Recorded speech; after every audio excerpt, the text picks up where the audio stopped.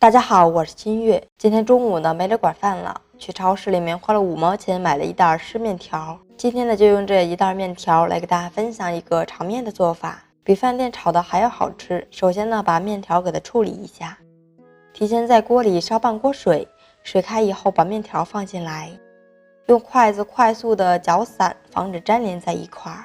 煮开一滚以后再煮1分钟，把面条呢煮到7、8成熟。像这样就是可以了，给它捞出来，放在凉水里过一下凉水，防止粘连在一块儿。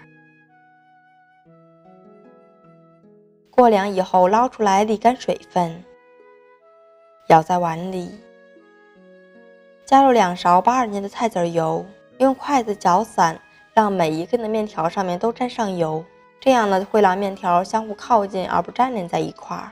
搅和均匀，先放在一边备用。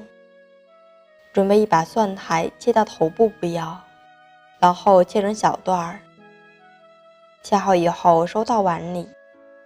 准备1根青线椒，去掉头部，尖切成圈。2根红辣椒也切成圈，收到碗里。去小菜园里面刨上2根的小香葱来切成葱花。准备1颗新蒜，切成薄片。半个洋葱切成长条，然后再切成小碎丁。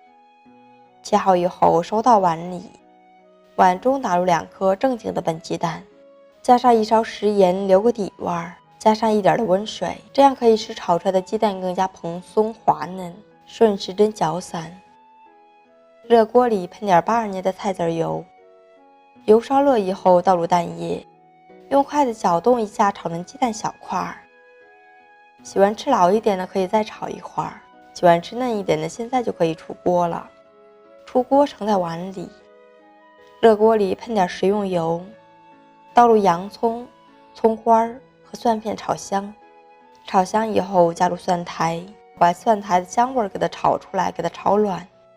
加入适量的生抽，少许老抽、蚝油，翻炒均匀，炒至入味。倒入面条，快速的翻炒均匀，炒匀以后倒入鸡蛋、青红辣椒，再喷上一点的芝麻油，再次翻炒均匀。